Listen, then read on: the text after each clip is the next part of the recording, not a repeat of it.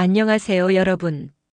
오늘 들려드릴 이야기는 정말 충격적이면서도 안타까운 실화를 바탕으로 각색한 것입니다. 혹시 여러분은 결혼을 어떻게 생각하세요? 아마 대부분이 결혼을 인생의 새로운 출발점이자 행복의 시작이라고 생각하실 거예요. 사랑하는 사람과 함께 새로운 가족을 이루고 서로를 의지하며 살아가는 따뜻한 미래를 그리시죠. 하지만 현실은 때로 우리의 기대와는 전혀 다른 방향으로 흘러가기도 합니다. 특히 결혼과 함께 시작되는 시댁과의 관계, 그 중에서도 시어머니와의 관계는 많은 여성들에게 예상치 못한 시련을 가져다 주기도 해요. 오늘 제가 들려드릴 이야기의 주인공도 그런 케이스입니다. 결혼 전에는 상상도 못했던 일들을 겪으며 8년이라는 긴 시간 동안 견뎌내야 했던 한 여성의 이야기예요. 이 이야기를 듣고 나시면 아마 여러분도 많은 생각이 들 거예요. 과연 나라면 어떻게 했을까? 이런 상황에서는 어떤 선택이 옳은 걸까? 하면서 말이죠. 소영 씨는 1985년생으로 지방에서 태어나고 자랐습니다. 어릴 때부터 성실하고 착한 성격으로 주변 사람들에게 사랑받던 아이였어요. 부모님도 딸을 정말 예뻐하셨고 소영 씨 역시 부모님을 무척 사랑하는 효녀였습니다. 대학교는 경영학과에 진학했어요. 학창 시절에는 학생회 활동도 하고 동아리에서도 활발하게 활동하는 리더십 있는 학생이었죠. 성격도 밝고 긍정적이어서 친구들 사이에서도 인기가 많았어요. 졸업 후에는 서울의 한 중견 마케팅 회사에 취직했습니다. 지방을 떠나 서울에서 새로운 삶을 시작하는 것이 쉽지 않았지만 소영 씨는 적응력이 좋아서 금세 회사 생활에 익숙해졌어요. 직장에서는 성실함과 창의성을 인정받아 빠르게 승진했고 동료들과도 좋은 관계를 유지했습니다. 특히 고객들과의 소통 능력이 뛰어나서 많은 성과를 올리기도 했죠. 그런 소영 씨에게도 하나의 고민이 있었어요. 바로 결혼 문제였습니다. 부모님은 딸의 결혼을 걱정하셨고 소영 씨 본인도 좋은 사람을 만나서 가정을 꾸리고 싶다는 마음이 있었거든요. 그러던 중 2014년 가을 운명 같은 만남이 찾아왔습니다. 2014년 가을 소영 씨의 인생에 변화가 찾아옵니다. 회사 동료의 소개로 정민호 씨를 만나게 된 거예요. 민호 씨도 지방 출신으로. 서울에서 건축회사에 다니는 33세 남성이었습니다. 첫 만남부터 서로에게 호감을 느낀 두 사람은 자연스럽게 연인 관계로 발전했고 6개월 만에 결혼을 결심하게 됩니다. 그런데 문제는 여기서부터 시작됩니다. 민호 씨가 소영 씨를 어머니께 소개하겠다고 했을 때 소영 씨는 설렘과 동시에 묘한 불안감을 느꼈다고 해요. 왜냐하면 민호 씨가 평소에 어머니 이야기를 할 때마다 어딘가 조심스러워하는 기색이 있었거든요. 그런데 결혼을 결심한 후 처음으로 넘어야 할 산이 바로 양가 부모님께 인사드리는 것이었어요. 특히 소영 씨에게는 민호 씨의 어머니를 만나는 것이 가장 중요한 관문이었죠. 민호 씨도 이 부분을 잘 알고 있었어요. 평소 어머니에 대해 이야기할 때마다 조금씩 조심스러워하는 모습을 보였거든요.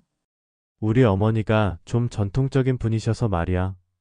처음에는 좀 어색하실 수도 있어. 소영 씨는 민호 씨의 말을 듣고 어느 정도 마음의 준비를 했다고 생각했어요.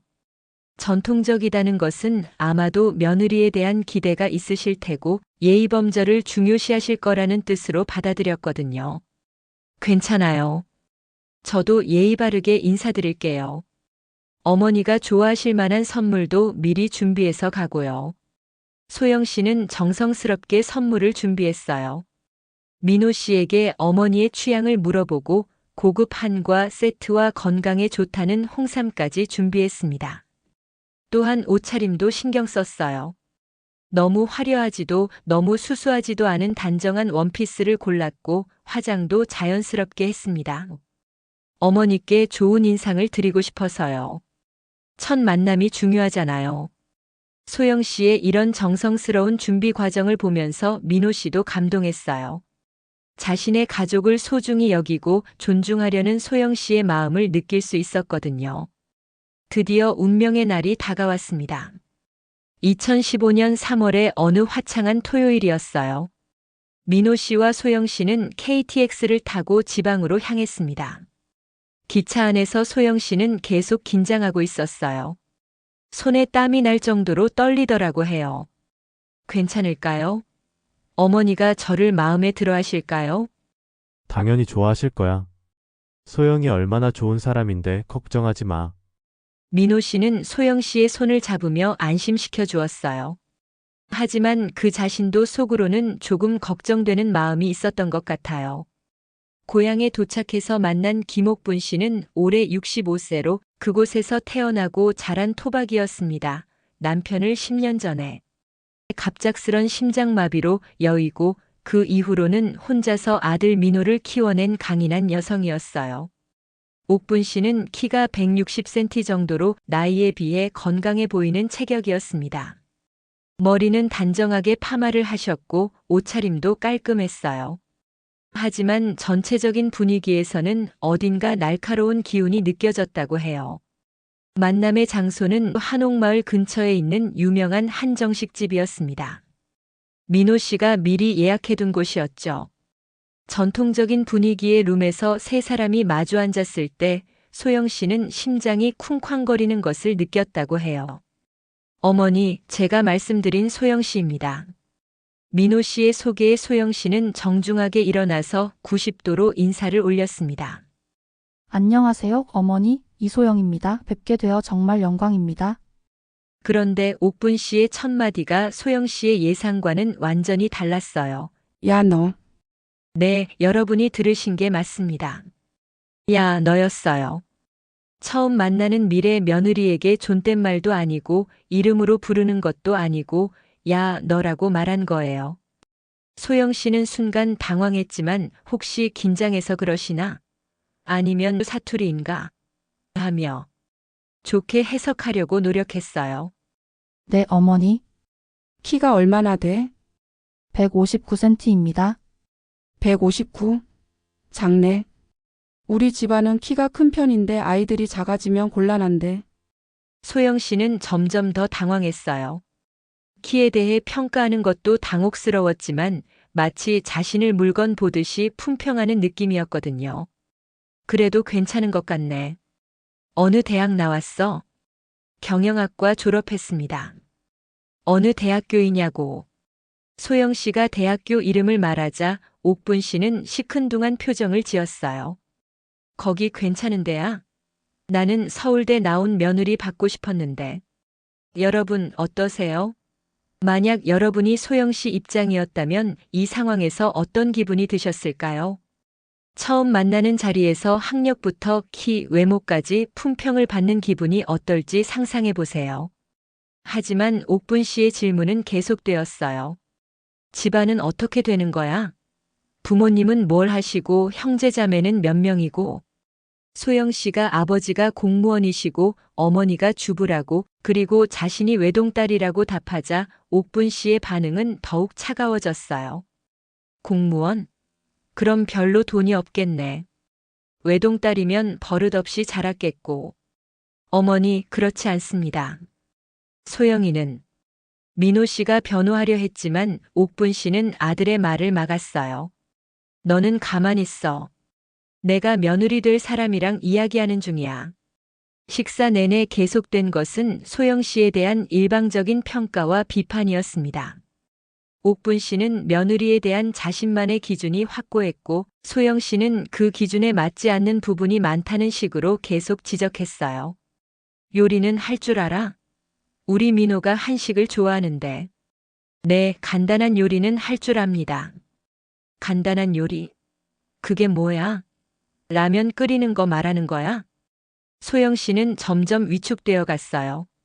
준비해온 선물을 드리려고 했지만 분위기상 꺼내기도 어려웠다고 해요. 집으로 돌아가는 길에 소영 씨는 민호 씨에게 솔직한 마음을 털어놨어요. 어머니가 저를 별로 안 좋아하시는 것 같아요. 민호 씨는 미안한 표정으로 대답했습니다. 미안해, 소영아. 어머니가 원래 좀 까다로우셔. 하지만 마음은 나쁜 분이 아니야. 시간이 지나면 이해해 주실 거야. 하지만 소영 씨의 불안감은 쉽게 사라지지 않았어요. 첫 만남에서 받은 충격이 너무 컸거든요. 혹시 결혼하면 더 힘들어지는 건 아닐까? 소영 씨의 머릿속에는 이런 걱정이 계속 맴돌았어요. 여러분 어떠세요? 만약 여러분이 소영 씨 입장이었다면 어떠셨을까요? 처음 만나는 자리에서 이런 대우를 받는다면 말이에요. 소영 씨는 집으로 돌아가는 길에 민호 씨에게 말했습니다. 어머니가 좀 직설적이시네요. 민호 씨는 미안한 표정으로 대답했어요. 미안해. 어머니가 원래 좀 그러셔. 마음은 좋으신데 표현이 서툴러서. 하지만 소영 씨의 불안감은 쉽게 사라지지 않았습니다. 첫 만남에서 느낀 그 불편함이 단순히 어색함 때문만은 아니라는 걸 직감적으로 알고 있었거든요. 첫 만남 이후 한 달이 지났습니다. 소영 씨와 민호 씨는 결혼 준비를 본격적으로 시작했어요. 두 사람은 독립적인 생활을 원했기 때문에 양가 부모님의 도움 없이 스스로 결혼을 준비하기로 했습니다. 예단이나 예물도 서로 주고받지 않기로 합의했죠. 요즘 젊은 세대들 사이에서는 이런 결혼 방식이 점점 늘어나고 있습니다. 경제적 부담도 줄이고 서로의 독립성도 존중하는 현명한 선택이라고 할 수 있죠. 그런데 문제가 생겼습니다. 어느 날 저녁 소영 씨가 집에서 휴식을 취하고 있을 때 전화가 걸려왔어요. 옥분 씨였습니다. 야, 너. 또 그 말로 시작하는 전화였어요. 정말 해도 너무하다, 너. 소영 씨는 무슨 일인지 몰라서 당황했습니다. 어머니, 무슨 일이신지. 무슨 일이냐고. 어떻게 우리 아들은 한 푼도 안 들이고 데려갈 수가 있어? 옥분 씨의 목소리는 점점 높아졌습니다. 다른 집 아들들은 다 예단 주고 장가 가는데 우리 민호만 공짜로 장가 간다고. 말이 되는 소리를 해야지. 소영 씨는 민호 씨와 미리 합의한 내용을 설명하려고 했어요. 어머니, 저희가 처음부터 그렇게 하기로. 아들한테 얘기하지 마라. 나한테 직접 예단값 1,000만 원 보내. 1,000만 원입니다, 여러분. 갑작스럽게 요구한 예단값이 1,000만 원이었어요. 어머니, 1,000만 원은 너무 뭐가 너무해. 우리 민호가 얼마나 괜찮은 남자인데 공짜로 데려가려고 해. 너 진짜 뻔뻔하구나. 소영 씨는 어떻게 해야 할지 몰랐습니다. 민호 씨와 합의한 내용과 완전히 다른 요구였거든요. 하지만 옥분 씨는 계속 압박했어요. 지금 당장 보내. 안 그러면 결혼 취소야. 전화가 끊긴 후 소영 씨는 혼란스러웠습니다. 민호 씨에게 말해야 할지 아니면 그냥 보내야 할지. 고민 끝에 소영 씨는 갈등을 피하기 위해 예단을 보내기로 결정했어요. 여러분은 어떻게 생각하세요?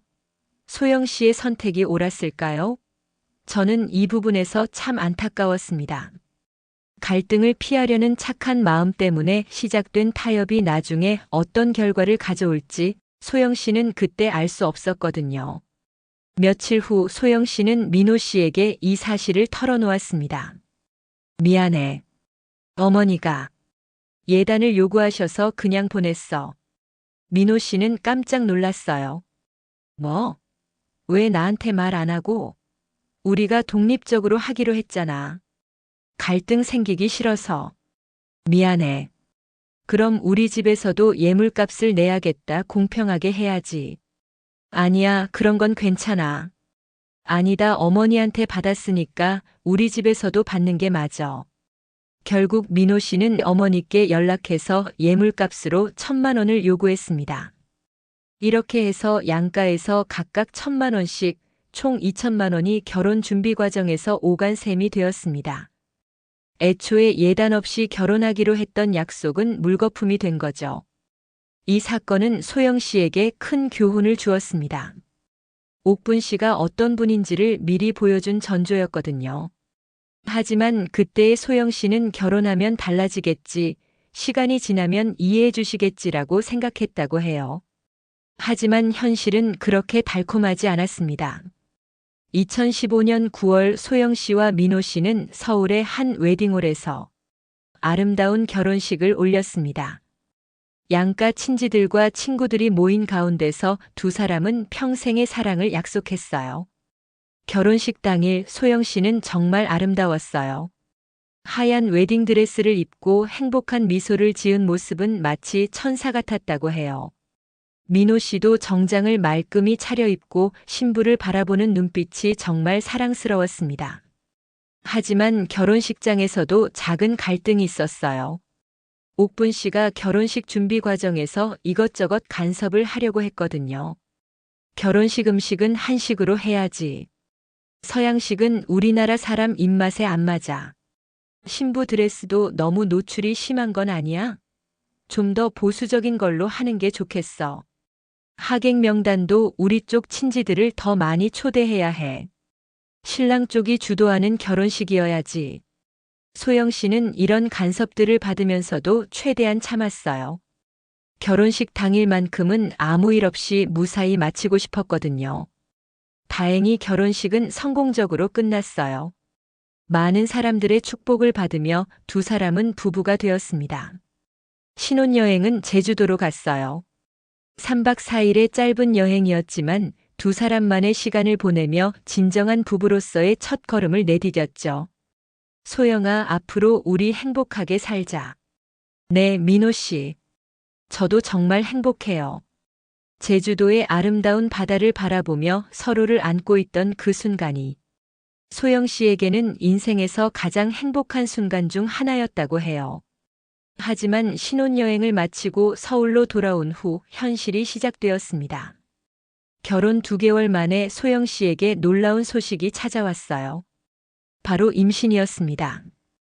허니문 베이비였죠. 병원에서 임신 확진을 받고 나온 소영 씨는 정말 기뻤어요.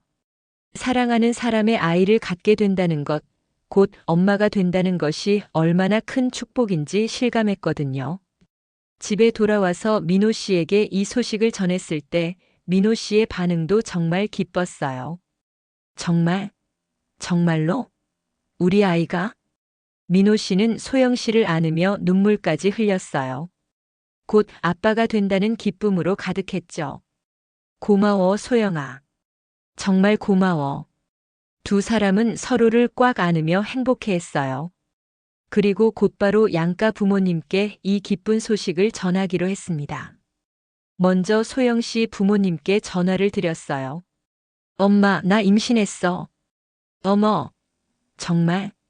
우리 소영이가? 아이고, 정말 좋은 소식이네. 소영 씨 어머니는 정말 기뻐하셨어요. 딸이 건강한 아이를 가졌다는 소식이 얼마나 기쁜 일인지 모르거든요. 몸조리 잘해야 해. 입덧은 어때? 아무것도 못 먹겠지? 아직 심하지는 않아요. 조금씩 메스껍긴 하지만 그래도 잘 먹어야 해. 내가 몸에 좋은 음식 만들어서 가져다 줄게. 어머니의 따뜻한 관심과 걱정이 소영 씨에게는 큰 힘이 되었어요. 이번에는 옥분 씨께 전화를 드렸어요. 소영 씨는 시어머니도 분명히 기뻐하실 거라고 생각했어요. 어머니, 저 소영이에요. 좋은 소식이 있어서 전화드렸어요. 좋은 소식? 뭔데? 임신했어요. 아이를 가졌어요. 그런데 옥분 씨의 반응은 소영 씨가 예상했던 것과는 전혀 달랐어요. 임신했다고? 그래도 남편 밥은 삼시세끼 다 챙겨줘야 해. 임신이 무슨 병이야? 축하의 말 대신 지시사항이 먼저 나온 거예요. 그리고 밤에 괜히 이것저것 사달라고 하면 안 돼. 남편 고생하게 하지 마. 소영 씨는 당황했어요. 임신 소식을 전했는데 축하보다는 주의사항을 듣게 될 줄은 몰랐거든요. 어머니, 저는 그런 거 안 해요. 민호 씨한테 부담 주지 않으려고 말은 그렇게 하지. 임신하면 다 그래. 남편한테 이것저것 시키고 자기는 임신부라고 누워만 있고. 여러분, 임신부가 얼마나 힘든지 아시죠? 입덧, 피로감, 감정적 변화, 몸의 변화. 이 모든 것들을 겪으며 새 생명을 품고 있는 여성에게 필요한 건 따뜻한 격려와 배려입니다. 하지만 옥분 씨는 정반대의 태도를 보였어요. 며느리의 임신보다는 아들의 편의가 더 중요하다는 식이었죠. 임신부라고 해서 특별 대우 받으려고 하지 마. 예전 여자들은 임신해도 농사일 다 하고 살았어. 이런 말을 들으며 소영 씨는 점점 마음이 상했어요. 첫 임신에 대한 기쁨과 설렘이 순식간에 위축되어 버린 거죠. 전화를 끊은 후 소영 씨는 민호 씨에게 말했어요. 어머니 반응이 좀 이상해. 왜? 뭐라고 하시던데? 소영 씨가 옥분 씨가 한 말들을 전하자 민호 씨도 좀 의아해했어요. 어머니가 워낙 전통적인 분이셔서 옛날 방식으로 생각하시나 봐. 하지만 축하 한마디도 없이 그런 말씀만 하시니까 좀 서운해. 미안해, 소영아. 내가 어머니한테 다시 말씀드릴게. 하지만 옥분 씨의 간섭은 그것으로 끝나지 않았어요. 거의 매일 전화를 걸어서 소영 씨의 생활을 체크하고 지시를 내렸거든요. 임신 초기 입덧으로 고생하는 소영 씨를 배려하기는커녕 오히려 남편을 더 챙기라는 주문이었습니다. 옥분 씨의 간섭은 계속되었습니다. 거의 매일 전화를 걸어서 소영 씨의 생활을 통제하려 했어요. 오늘 민호 뭐 해줬어? 설마 라면 끓여주지는 않았겠지? 임신부는 많이 움직여야 해. 너무 누워있지 마. 민호가 회사에서 힘들어하지는 않아? 아내가 임신해서 신경 쓸 게 많다고 하더라. 소영 씨는 점점 스트레스를 받기 시작했어요. 임신으로 인한 몸의 변화도 힘든데 시어머니의 간섭까지 더해지니까 정말 견디기 어려웠다고 해요. 그런데 진짜 문제는 출산 과정에서 터졌습니다. 2016년 9월 소영 씨의 출산 예정일이 며칠 앞으로 다가왔을 때였어요. 갑자기 소영 씨에게 이상 증세가 나타났습니다. 조기 진통이 시작된 거예요. 민호 씨는 급히 소영 씨를 병원으로 데려갔습니다. 병원에 도착한 후 담당 의사가 검사를 해보더니 심각한 표정으로 말했어요. 응급 제왕절개를 해야 할 것 같습니다. 산모와 태아 모두 위험한 상황이에요. 산모와 태아의 생명이 위험하다는 의사의 진단이었습니다. 민호 씨는 당연히 수술에 동의했어요. 그런데 이때 옥분 씨가 병원에 도착했습니다. 상황을 들은 옥분 씨의 반응이 정말 충격적이었어요. 제왕절개? 절대 안 돼. 의사가 설명했습니다. 어머님, 지금 상황이 심각합니다. 자연분만을 고집하면 산모와 태아 모두 위험할 수 있어요. 하지만 옥분 씨는 들으려 하지 않았어요. 자연분만을 해야 아이가 똑똑하고 건강하다고 들었어. 제왕절개로 낳으면 아이가 약해져. 믿기 어렵지만 사실입니다. 의사가 응급 상황이라고 설명하는데도 옥분 씨는 자신의 잘못된 믿음을 고집한 거예요. 다른 병원으로 옮겨서 자연분만하자. 제왕절개는 절대 안 돼. 소영 씨는 진통 중에도 이 상황을 지켜봐야 했어요. 의식이 흐릿한 상태에서도 시어머니와 의사가 신랑이 하는 소리를 들어야 했다고 해요. 결국 민호 씨가 결단을 내렸습니다. 어머니, 나가세요. 수술해야 해요. 뭐라고? 내가 감히 엄마더러 나가라고? 소영이랑 아기가 위험하다고 하는데 어떻게 기다려요? 어머니, 제발 나가세요. 민호 씨가 어머니를 병실 밖으로 내보낸 후에야 비로소 응급 제왕절개 수술이 시작될 수 있었습니다. 다행히 수술은 성공적으로 끝났어요. 소영 씨도 아기도 모두 무사했습니다. 건강한 아들이 태어났어요. 하지만 소영 씨의 마음에는 큰 상처가 남았습니다. 자신과 아기의 생명이 위험한 상황에서도 시어머니가 보인 태도를 잊을 수 없었거든요.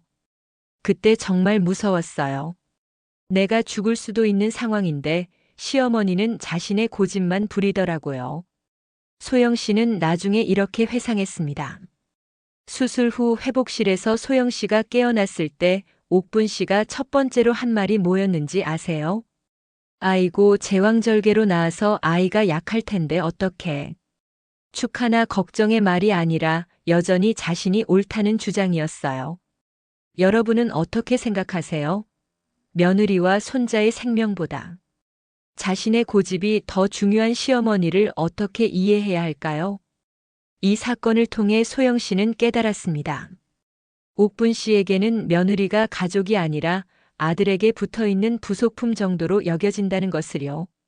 아기가 태어난 후 소영 씨의 새로운 도전이 시작되었습니다. 직장맘으로서 일과 육아를 병행해야 했거든요. 민호 씨도 회사 일이 바빠서 육아에 많은 시간을 할애하기 어려웠어요. 그런데 여기서 또 다른 갈등이 시작됩니다. 바로 아이 이름을 둘러싼 권력 다툼이었어요. 소영 씨와 민호 씨는 아이가 태어나기 전부터 이름을 정해놨었어요. 소영의 영자와 민호의 민자를 따서 영민이라고 짓기로 했죠. 영리하고 민첩하다는 뜻으로 두 부모의 사랑이 담긴 의미 있는 이름이었습니다. 그런데 옥분 씨가 반대하고 나선 거예요. 영민, 그게 무슨 이름이야? 너무 흔하잖아. 어머니, 저희가 정성껏 지은 이름인데. 아니야. 내가 유명한 스님한테 이미 받아놨어. 정봉구야. 이 이름으로 해야 돼. 정봉구요, 여러분. 요즘 시대의 정봉구라는 이름을 어떻게 생각하세요? 물론 이름 자체에 좋고 나쁨은 없습니다. 하지만 시대에 맞지 않는 올드한 네이밍이었던 것은 분명했어요. 어머니, 요즘 아이들 이름과는 좀 다르지 않나요? 소영 씨가 조심스럽게 말했지만 옥분 씨는 단호했습니다. 정봉구 아니면 우리 집안이 망해. 스님이 그랬어. 심지어 옥분 씨는 단식 투쟁까지 시작했어요. 정봉구로 이름을 지어달라고 하루 종일 밥을 안 먹고 버티는 거예요. 어머니, 제발 드세요. 몸이 상합니다. 정봉구로 하지 않으면 절대 안 먹어. 결국 소영 씨와 민호 씨는 타협안을 제시했습니다. 그럼 족보에는 봉구로 올리고 실제 이름은 영민으로 사용하면 어떨까요? 이런 식으로 해서 공식적으로는 정봉구, 실제로는 영민이라는 이중 체제가 만들어진 거예요. 하지만 이것도 옥분 씨에게는 완전한 승리가 아니었어요. 아이를 부를 때마다 봉구야라고 부르려고 했거든요. 할머니, 영민이라고 불러주세요. 아니야, 봉구가 진짜 이름이야. 봉구야, 할머니한테 와. 이름 하나 때문에 벌어진 이 실랑이는 단순한 의견 차이가 아니었어요. 누가 이 집안의 실권을 잡고 있느냐를 보여주는 권력 다툼이었거든요. 시간이 흘러 영민이 5살이 되었을 때 새로운 문제가 생겼어요. 소영 씨가 직장 일이 바빠지면서 아이를 돌봐줄 사람이 필요했던 거예요. 옥분 씨가 나서서 말했습니다. 내가 서울로 올라가서 봉구를 돌봐주겠어. 대신 생활비는 줘야지. 소영 씨는 고민이 되었어요. 한편으로는 시어머니가 아이를 돌봐주면 도움이 되지만 다른 한편으로는 더 많은 간섭을 받게 될 것 같았거든요. 하지만 다른 대안이 없었어요. 어린이집에 보내기에는 아직 어렸고 베이비시터를 고용하기에는 경제적 부담이 컸어요. 결국 소영 씨는 옥분 씨에게 매달 200만 원의 생활비를 주기로 하고 아이 돌봄을 맡기기로 했습니다. 하지만 이 결정이 소영 씨에게 더 큰 지옥을 가져다 줄 줄은 그때 몰랐어요. 옥분 씨가 서울로 올라온 후 소영 씨 집안의 분위기는 완전히 바뀌었습니다. 이제는 소영 씨가 자신의 집에서 눈치를 봐야 하는 상황이 된 거예요. 소영아, 영민이 밥 먹여야지. 뭐 하고 있어? 봉구는 한식을 먹어야 해. 서양 음식만 먹이려고 해. 방 정리도 제대로 안 하고. 남편이 집에 와서 뭐라고 할까봐 걱정되네. 아침부터 밤까지 계속되는 지시와 간섭. 소영 씨는 자신의 집에서도 편안함을 느낄 수 없게 되었어요. 그런데 정말 문제는 따로 있었습니다. 2023년 가을이었습니다. 소영 씨의 어머니가 부산에서 정성스럽게 반찬을 만들어서 서울까지 가져다 주셨어요. 소영 씨의 어머니 박은숙 씨는 올해 61세로 평생 가족을 위해 헌신해온 분이었어요. 특히 딸 소영이가 서울에서 직장 생활과 육아를 병행하며 힘들어하는 모습을 보면서 마음이 아프셨죠. 우리 소영이가 바쁠 텐데 집에서 만든 반찬이라도 먹어야지. 은숙 씨는 새벽 4시부터 일어나서 반찬을 만드셨어요. 소영이가 어릴 때부터 좋아했던 멸치볶음, 시금치나물, 콩자반. 하나하나 정성을 다해서 만드신 것들이었죠. 영민이도 할머니가 만든 반찬 먹으면 좋아할 거야. 은숙 씨는 손자 영민이를 위해 계란찜도 특별히 준비하셨어요. 부드럽고 달콤하게 아이 입맛에 맞도록 말이죠. 이른 아침 KTX를 타고 서울까지 올라오신 은숙 씨. 무거운 반찬통들을 들고 소영 씨네 집까지 찾아오셨어요. 어머니, 이렇게까지 하실 필요 없는데. 소영 씨는 감동했지만 한편으로는 미안했어요. 나이 드신 어머니가 이렇게 고생하시는 것이 말이죠. 뭔 소리야. 딸이 힘든데 이것도 못해? 냉장고에 넣어놔. 영민이랑 민호도 맛있게 먹어. 은숙 씨는 정성스럽게 만든 반찬들을 냉장고에 정리해두고 영민이에게 안부 인사를 한 후 부산으로 돌아가셨어요. 소영 씨는 정말 고마웠어요. 바쁜 직장 생활 중에도 집에서 만든 따뜻한 반찬을 먹을 수 있다는 것이 얼마나 큰 위안이 되는지 모르거든요. 그런데 다음 날 소영 씨가 회사에서 돌아와 보니 이상한 일이 벌어져 있었어요. 어머니, 어제 우리 엄마가 가져다 주신 반찬들 어디 갔어요? 냉장고를 열어보니 텅 비어 있었거든요. 어제 가득했던 반찬통들이 모두 사라져 있었어요. 옥분 씨의 대답이 충격적이었습니다. 아, 그거? 내가 다 버렸어. 네. 버렸다고요? 소영 씨는 귀를 의심했어요. 응. 반찬통 뚜껑에 머리카락이 붙어 있더라고. 더러워서 어떻게 먹어? 다 쓰레기통에 버렸어. 여러분 상상해 보세요. 새벽 4시부터 일어나서 딸과 손자를 위해 정성스럽게 만든 반찬들을 머리카락 하나 때문에 모두 쓰레기통에 버렸다는 거예요. 소영 씨는 믿을 수 없었어요. 어머니, 머리카락은 떼면 되는 건데. 왜 다 버리셨어요? 떼면 돼. 그런 더러운 걸 금쪽 같은 우리 봉구랑 민호가 어떻게 먹어?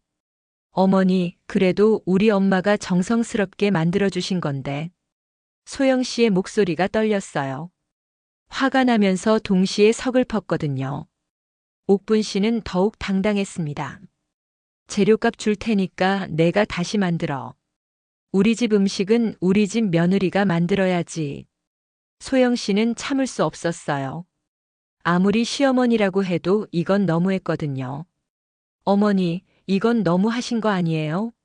우리 어머니가 얼마나 정성스럽게. 뭐? 너 지금 누구한테 대드는 거야? 옥분 씨의 목소리가 높아졌어요. 어디서 건방지게 시어머니한테 말대꾸해? 부모한테 그렇게 배웠어? 그리고는 소영 씨의 얼굴을 향해 손가락으로 툭툭 치기 시작했어요. 그 엄마의 그 딸이네. 역시. 이 순간 소영 씨의 참을성에 한계가 왔습니다. 자신을 괴롭히는 건 그렇다 쳐도 친정 어머니까지 모독하는 것은 참을 수 없었어요. 어머니, 그만해 주세요. 소영 씨가 옥분 씨의 손을 밀어내려고 했어요. 그런데 그 과정에서 실수로 옥분 씨의 뺨을 스치게 되었어요. 어머, 이년이 감히 시어머니를 때려. 옥분 씨는 과장되게 소리쳤습니다. 실제로는 스치듯이 지나간 것뿐이었는데도 말이죠. 그리고 다음 순간 옥분 씨가 소영 씨의 뺨을 강하게 때렸어요. 어머! 소영 씨의 안경이 날아갔습니다. 그만큼 세게 맞은 거예요. 하지만 옥분 씨의 분노는 거기서 끝나지 않았어요. 쓰레기통에 버렸던 반찬들을 다시 꺼내서 집 안 곳곳에 뿌리기 시작한 거예요. 이게 내가 그렇게 아끼는 친정 반찬이야. 소영 씨는 그 광경을 보며 절망했어요. 이게 정말 현실인가 싶었거든요. 어머니, 영민이가 보면 어떡해요? 다행히 영민이는 어린이집에 있어서 이 광경을 보지 못했어요. 옥분 씨는 숨을 고르며 말했어요. 너 같은 년을 며느리로 둔 내가 불쌍해. 민호가 돌아오면 다 얘기할 거야. 저녁 7시 민호 씨가 회사에서 돌아왔어요. 평소와 다를 바 없는 평온한 표정이었죠. 집안의 참혹한 상황을 전혀 모르는 채로 말이에요. 소영 씨는 옥분 씨가 뿌린 음식들을 치우느라 몇 시간을 보냈어요. 바닥을 닦고 소파를 정리하고 마치 아무 일도 없었던 것처럼 만들어 놓았어요. 여보, 다녀왔어. 어서 와. 소영 씨는 어떻게 이 상황을 설명해야 할지 몰랐어요. 시어머니가 친정 어머니의 반찬을 버리고 자신을 때리고 집을 엉망으로 만들었다는 것을 어떻게 말해야 할까요? 그런데 옥분 씨가 먼저 나섰어요. 민호야, 큰일 났다. 옥분 씨의 목소리가 떨리고 있었어요. 마치 큰 충격을 받은 것처럼 연기하고 있었거든요. 어머니, 무슨 일이에요? 너 마누라가 나를 때렸어. 민호 씨는 깜짝 놀랐어요. 뭐라고요?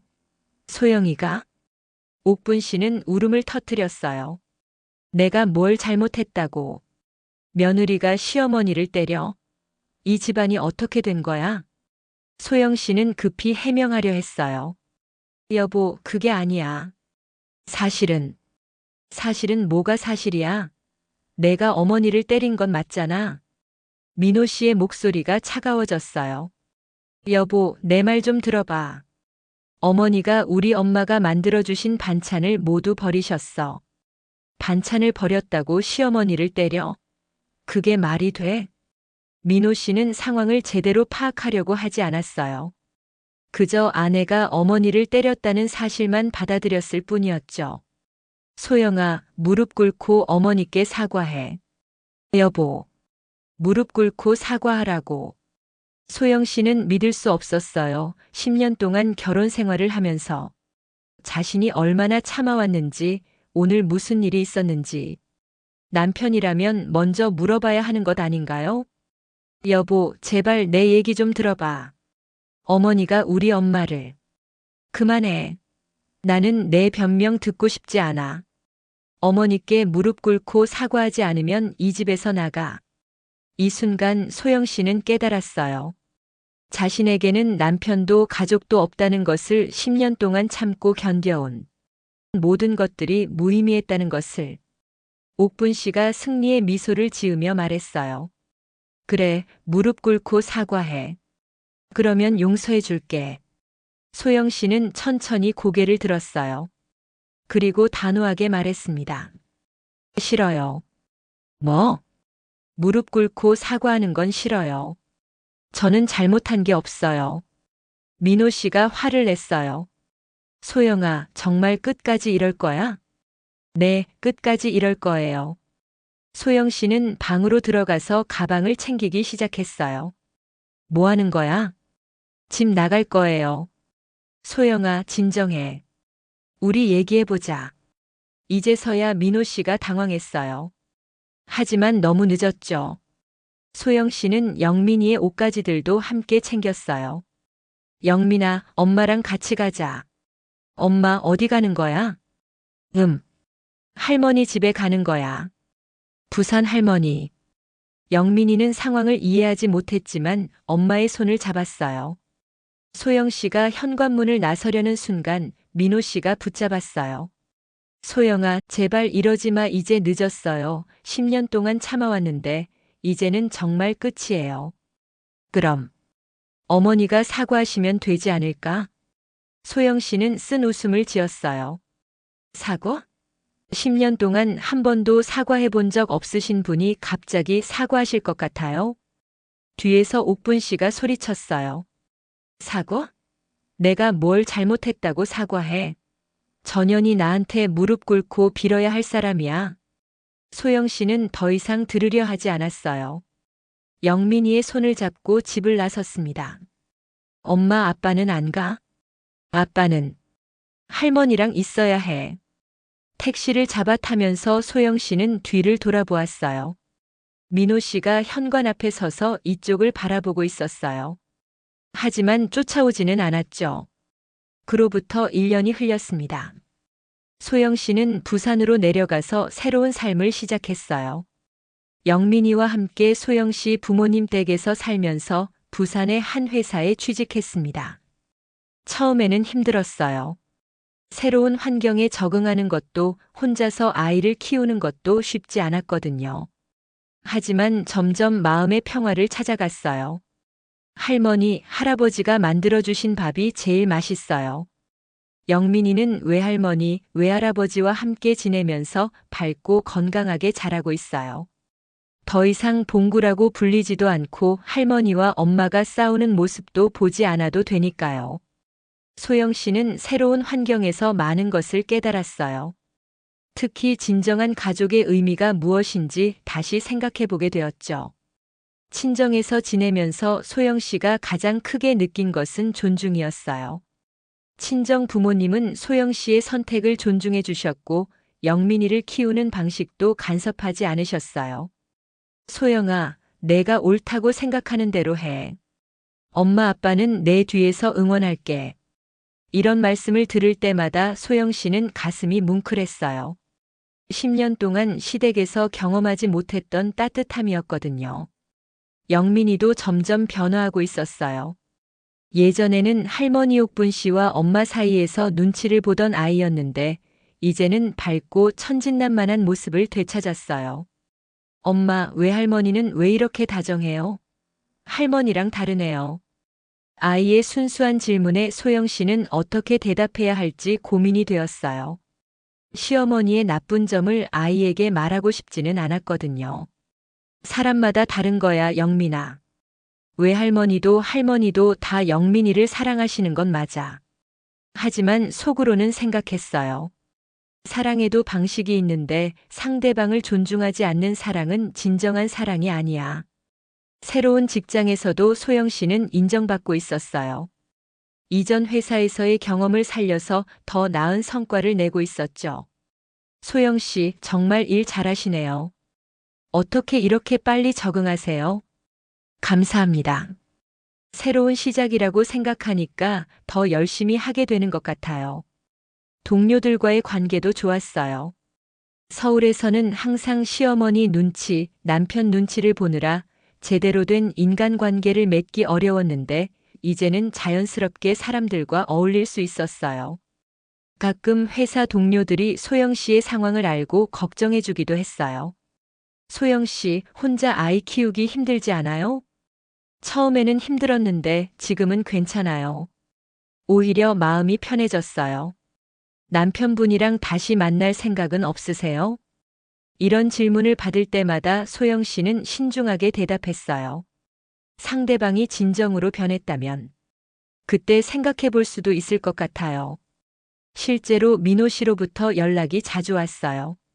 처음에는 화가 난 목소리였다가 점점 애원하는 톤으로 변해갔죠. 소영아, 그래도 우리 10년을 함께 살았잖아. 영민이 아빠가 필요하지 않을까? 민호 씨, 영민이에게 필요한 건 아빠가 아니라 좋은 아빠예요. 시어머니 편만 드는 아빠보다는 차라리 없는 게 나아요. 어머니가 많이 후회하고 계셔. 소영이 없으니까 집안이 너무 썰렁하다고. 후회요? 진심으로 사과하겠다는 말씀은 없으셨나요? 그건. 민호 씨는 대답을 못했어요. 아직도 옥분 씨는 자신이 잘못했다고 생각하지 않았거든요. 어느 날은 옥분 씨가 직접 전화를 걸어오기도 했어요. 소영아, 언제까지 이럴 거야? 봉구가 아빠를 보고 싶어 하잖아. 어머니, 영민이 이름은 영민이에요. 그리고 영민이는 괜찮아요. 괜찮긴 뭐가 괜찮아? 아이에게는 아빠가 필요해. 어머니, 혹시 지난번 일에 대해서는 어떻게 생각하세요? 지난번 일? 뭔 소리야? 소영 씨는 한숨을 쉬었어요. 역시나 옥분 씨는 자신이 무엇을 잘못했는지 전혀 모르고 있었어요. 제가 친정 어머니 반찬을 버리시고 저를 때리신 일 말이에요. 그거? 내가 나를 먼저 때렸잖아. 그리고 그 더러운 반찬을 어떻게 먹어? 소영 씨는 더 이상 대화할 의미가 없다고 느꼈어요. 어머니, 진심으로 사과하실 생각이 없으시면 연락하지 마세요. 사과? 내가 뭘 잘못했다고. 소영 씨는 전화를 끊었어요. 그런 일들이 몇 번 더 있은 후 소영 씨는 확신했어요. 옥분 씨는 절대 변하지 않을 거라는 것을. 한편 친정 어머니는 딸의 상황을 지켜보며 마음 아파하셨어요. 소영아, 엄마가 미안해. 그때 반찬 가져다 준 게 잘못이었나? 엄마, 무슨 소리예요? 엄마 잘못이 아니에요. 엄마가 해주신 건 정성이었는데 그걸 이해 못하는 사람이 문제인 거지. 그래도 그 일 때문에 내가 이렇게 고생하게 될 줄 알았으면. 엄마, 이게 고생이 아니에요. 오히려 자유로워졌어요. 소영 씨는 정말로 그렇게 생각했어요.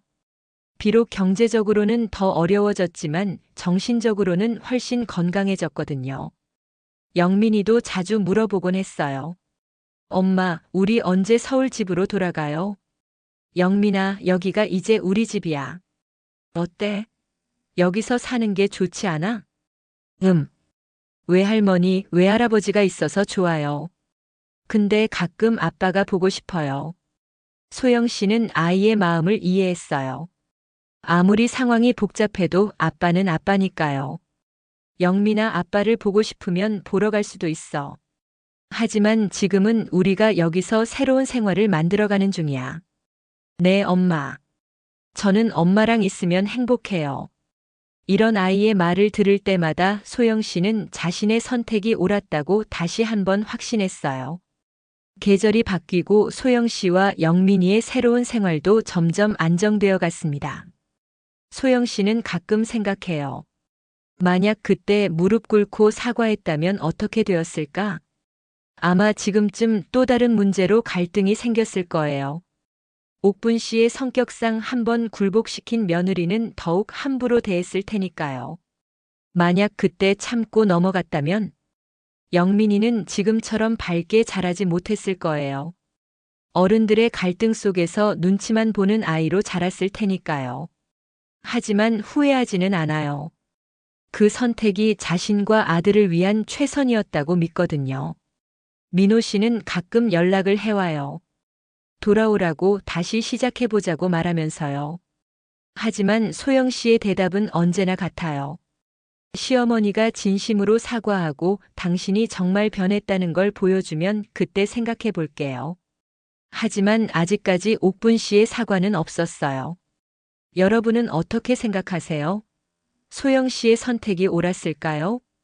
저는 이 이야기를 들으면서 많은 것을 생각하게 되었어요. 가족이라는 이름으로 얼마나 많은 상처를 주고받는지, 참는 것이 항상 미덕인지, 그리고 진정한 행복이 무엇인지 말이죠. 소영 씨는 지금 부산에서 영민이와 함께 새로운 꿈을 키우고 있습니다.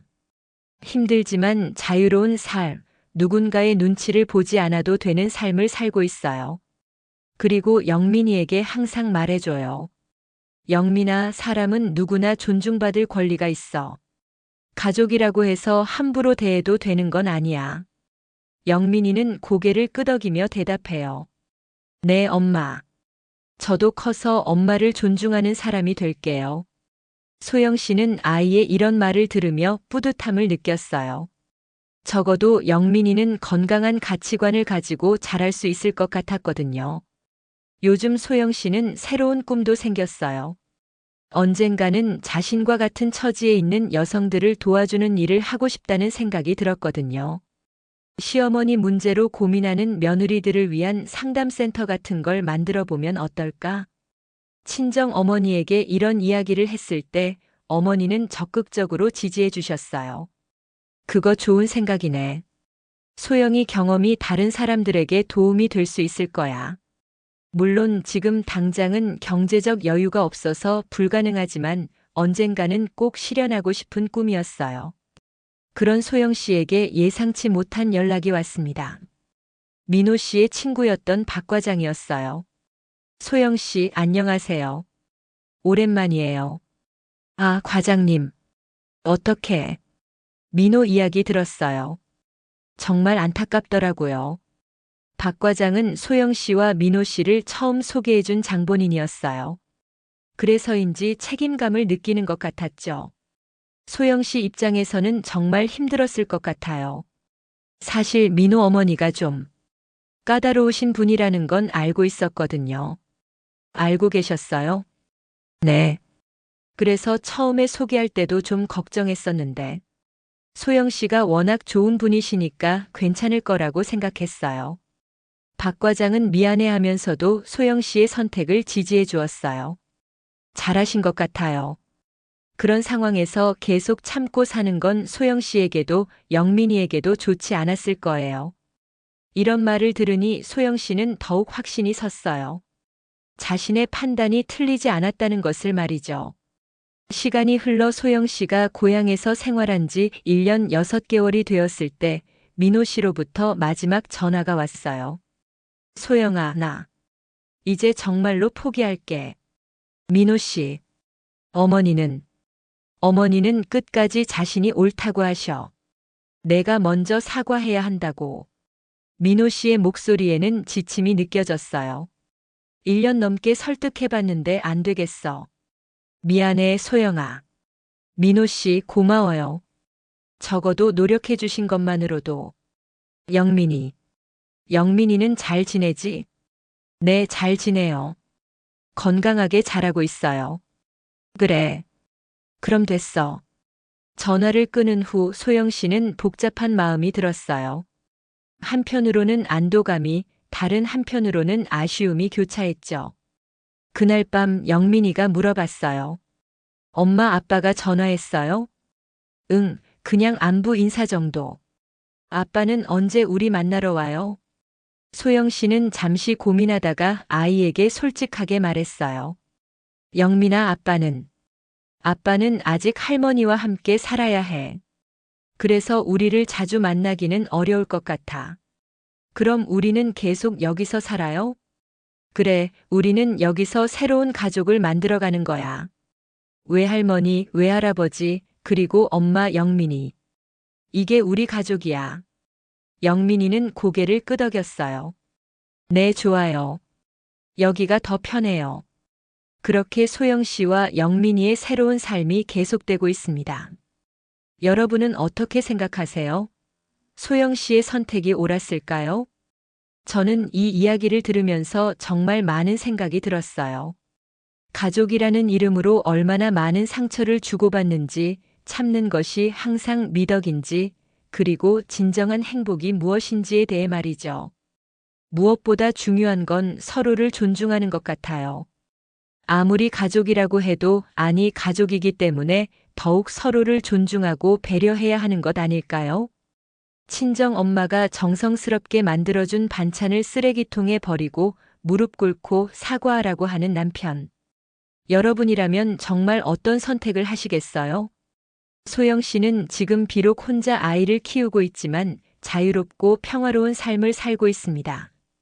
그리고 영민이에게 진정한 가족의 의미가 무엇인지, 사람을 존중하는 것이 얼마나 중요한지 가르쳐주고 있어요.